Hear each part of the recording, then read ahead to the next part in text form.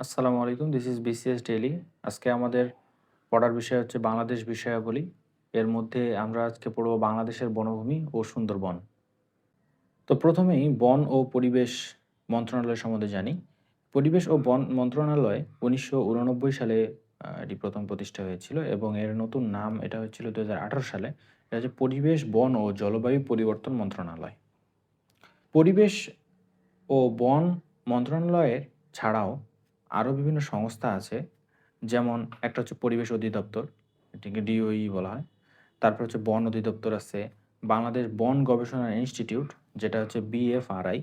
এটা ১৯৫৫ সালে প্রতিষ্ঠিত হয় এবং এটাই হচ্ছে ১৬ শহর চট্টগ্রামে রয়েছে এবং বাংলাদেশের বন শিল্প কর্পোরেশন বিএফআইডিসি এটা মতিঝিল, ঢাকায় অবস্থিত। বাংলাদেশের মোট বনভূমির পরিমাণ। বাংলাদেশের মোট বনভূমির পরিমাণ হচ্ছে ২৩ লক্ষ হেক্টর। ২৩ লক্ষ হেক্টর। তো ২৩ লক্ষ হেক্টর হিসেবে যদি আমরা শতাংশ হিসেবে কল্পনা করি তাহলে ১৫.৫৮%। তো আদর্শ মান হচ্ছে ২৫%। কিন্তু আমাদের ৯.৪২ পরিমাণ হচ্ছে কম। কিন্তু জাতিসংঘ বলেছে যে আ আ দেশের বনভূমির মাত্র ১৪.১% রয়েছে। বৃক্ষ আচ্ছাদিত ভূমি হচ্ছে ২২.৩৭%। আর জাতীয় বাজেট বক্তৃতায় এটা দেওয়া হয়েছিল যে যেসব জায়গায় বৃক্ষ আচ্ছাদিত রয়েছে এই জায়গাগুলো হচ্ছে মোটামুটি ২২%। তো ২২.৩৭%। তো এটা হচ্ছে জাতীয় বাজেট বক্তৃতা ২০২৪ থেকে ২০২৫ সালে করা হয়েছিল। এছাড়াও বন অধিদপ্তর নিয়ন্ত্রিত ভূমি হচ্ছে ১০.৭৪%। বন অধিদপ্তর নিয়ন্ত্রিত। হ্যাঁ? আর রাষ্ট্রীয় যে বনভূমি, রাষ্ট্রীয় বনভূমি ৩৫ টা জেলায় আছে। অর্থাৎ রাষ্ট্র কর্তৃক আ কি নিয়ন্ত্রিত। আর রাষ্ট্রীয় বনভূমি নেই সেটা হচ্ছে ২৮ টা জেলায়। এখন যদি দেখি বৃহত্তম বিষয়গুলো, বৃহত্তম বনভূমি হচ্ছে বাংলাদেশের পার্বত্য চট্টগ্রামে রয়েছে। এটাকে চিরহরিৎ বনাঞ্চলও বলা হয়। হ্যাঁ? তো এটা পার্বত্য চট্টগ্রামে রয়েছে এবং এই পার্বত্য চট্টগ্রামেই হচ্ছে যে আ বাংলাদেশ বন গবেষণা ইনস্টিটিউটটা অবস্থিত। তাহলে এটা একটা বিষয় এখান থেকে মাথায় রাখতে হবে এবং এটার সংক্ষেপ নাম হচ্ছে বিএফআরআই, এটাও মনে রাখতে হবে। তারপরে হচ্ছে যে বৃহত্তম যদি একক বনভূমি ধরি, একক স্থানে একক জায়গায় যে বনভূমি এটা হচ্ছে সুন্দরবন। আর বৃহত্তম জেলা বনভূমির দিক থেকে সেটা হচ্ছে বাগেরহাট। জেলা হচ্ছে বাগেরহাট। তো এখন হচ্ছে বাংলাদেশের শ্রেণীবিভাগ। শ্রেণীবিভাগ যদি এলাকাভিত্তিক করা যায়, তাহলে এলাকাভিত্তিক দেখা গেলে বনাঞ্চল হচ্ছে টোটাল ৪ টা। একটা হচ্ছে চট্টগ্রামের বনাঞ্চল, একটা হচ্ছে সিলেটের বনাঞ্চল, একটা হচ্ছে সুন্দরবন অঞ্চল, আরেকটা হচ্ছে ঢাকা, টাঙ্গাইল, ময়মনসিংহ অঞ্চল। এই ৪ টা অঞ্চলের বনভূমি হচ্ছে বাংলাদেশের বনভূমির অঞ্চল হিসেবে ভাগ করা হয়। বনের শ্রেণীবিভাগ যদি উদ্ভিদের বৈশিষ্ট্য অনুযায়ী করা হয়, তাহলে বন হচ্ছে বাংলাদেশে কয়েক প্রকারের রয়েছে। বাংলাদেশে ৩ প্রকার বনাঞ্চল রয়েছে। একটা হচ্ছে ক্রান্তীয় চিরহরিৎ ও পত্রপতনশীল অঞ্চল। তো ক্রান্তীয় চিরহরিৎ ও পত্রপতনশীল অঞ্চল বলতে কি বোঝায়? ক্রান্তীয় চিরহরিৎ বলতে বোঝাচ্ছে চিরসবুজ অর্থাৎ সবসময় সবুজ থাকে এবং পত্রপতনশীল অর্থাৎ পাতা পড়ে, পাতা ঝরে। তো যদি এখানে আমরা খেয়াল করি যে এটা যদি বাংলাদেশের একটা হালকা করে একটা ম্যাপ হয়, তো এইখানে বাংলাদেশের দক্ষিণ-পূর্ব ও উত্তর-পূর্ব যে অংশ আছে, তো উত্তর-পূর্ব বলতে পূর্ব দিকে এটা উত্তর, এটা হচ্ছে দক্ষিণ। তো দক্ষিণ-পূর্ব বলতে এই অংশটা বোঝাচ্ছে, আর উত্তর-পূর্ব বলতে এই অংশটা বোঝাচ্ছে। তো এই দক্ষিণ-পূর্ব ও উত্তর-পূর্ব এই ২ টা অঞ্চলে আসলে এই রকমের দেখা যায়। এলাকাগুলো হচ্ছে চট্টগ্রাম, খাগড়াছড়ি, রাঙামাটি, বান্দরবান আরেকটা হচ্ছে সিলেট।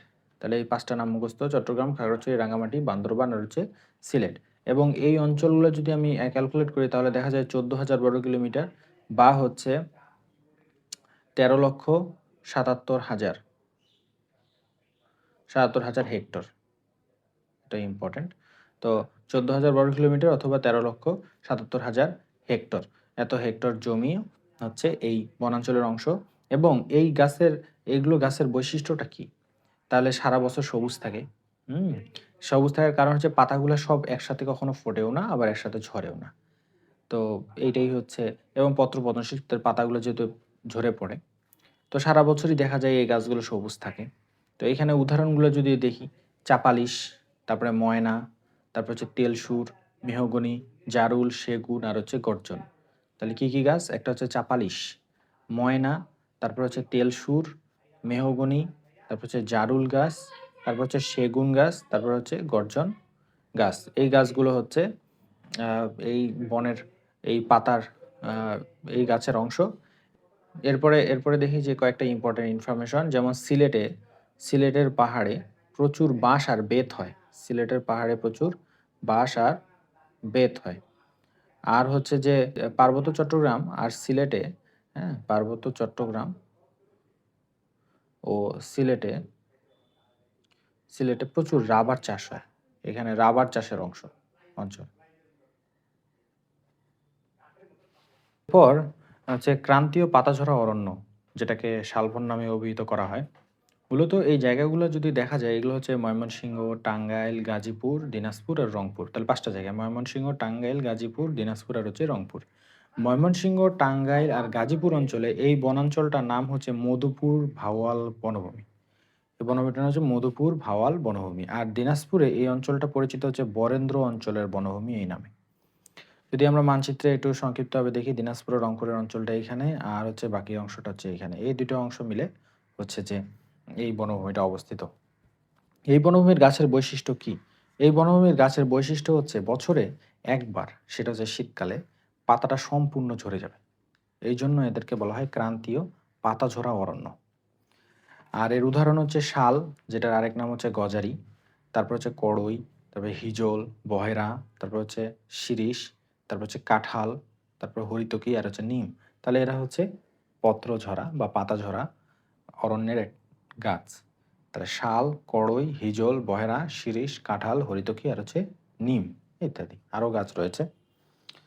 এরপরে 3 নম্বর হচ্ছে স্রোতজ বা গরান সমভূমি। এটাকে ইংরেজিতে ম্যানগ্রোভ বলা হয়। ম্যানগ্রোভ শব্দটার অর্থ হচ্ছে গরান বা এক ধরনের গাছ যা মূলত লোনা পানির অঞ্চলে হয়। এইটার নাম হচ্ছে ম্যানগ্রোভ। তো এই নামেই আসলে এটা করা হয়েছে।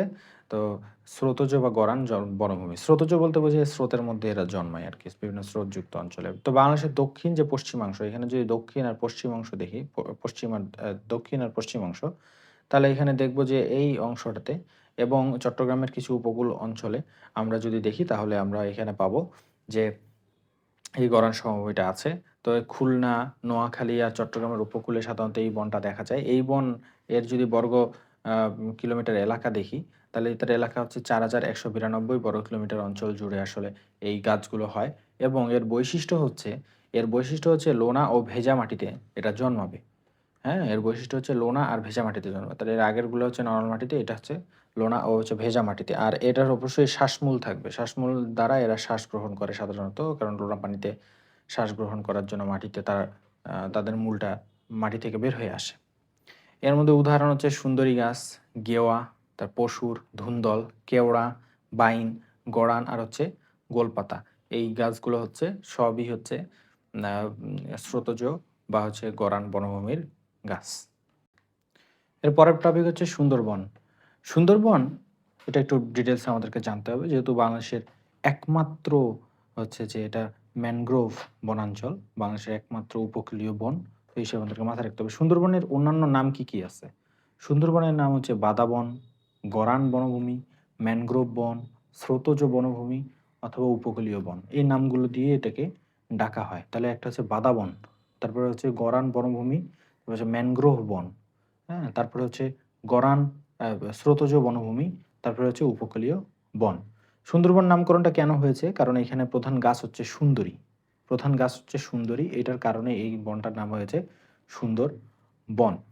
এবং বিশ্বে বৃহত্তম একক বনভূমি হচ্ছে সুন্দরবন, বৃহত্তম একক বনভূমি।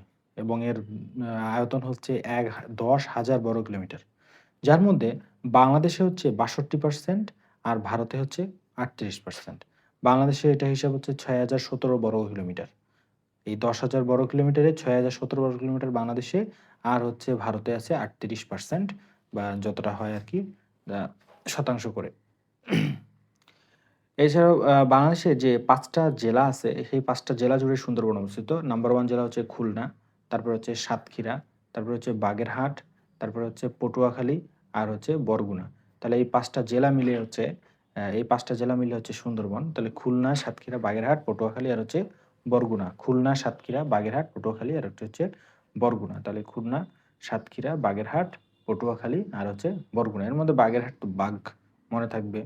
ঠিক আছে? সাত, এইভাবে মাথায় রাখতে হবে। পটুয়া, বরগুনা আর হচ্ছে খুলনা। এভাবে মাথায় রাখতে হবে। আ রয়্যাল বেঙ্গল টাইগার হচ্ছে এখানকার প্রধান আ মেইন আকর্ষণ এবং রয়্যাল বেঙ্গল টাইগার এখানকার অনেক এটা একটা আইকনিক একটা প্রাণী। এই প্রাণী বনেই শুধু বাস করে এবং এই আ রয়্যাল বেঙ্গল টাইগার গণনার পদ্ধতি হচ্ছে পাগমার্ক পদ্ধতি। আগে ইউজ করা হতো। পাগমার্ক পদ্ধতি এবং বর্তমানে যে পদ্ধতি ইউজ করা হয় সেটা হচ্ছে ক্যামেরা ট্র্যাপ পদ্ধতি। বর্তমানে যে পদ্ধতি ইউজ করা হয় সেই পদ্ধতির নাম হচ্ছে ক্যামেরা ট্র্যাপ পদ্ধতি। বাংলাদেশের বৃহত্তম বদ্বীপ হচ্ছে সুন্দরবন। বাংলাদেশের বৃহত্তম বদ্বীপ হচ্ছে সুন্দরবন। বাংলাদেশের বৃহত্তম বদ্বীপ। হ্যাঁ? তো বয়ের মতো আরকি দেখতে।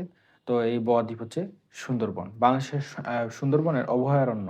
সুন্দরবনের অভয়ারণ্য হচ্ছে হিরন পয়েন্ট, কটকা ও আলকি দ্বীপ। এগুলো হচ্ছে সুন্দরবনের অভয়ারণ্য। তাহলে ৩ টা জায়গা। একটা হচ্ছে হিরন পয়েন্ট, একটা হচ্ছে কটকা, আরেকটা হচ্ছে আলকি দ্বীপ। একটা হচ্ছে হিরন পয়েন্ট, কটকা, আরেকটা হচ্ছে আলকি দ্বীপ।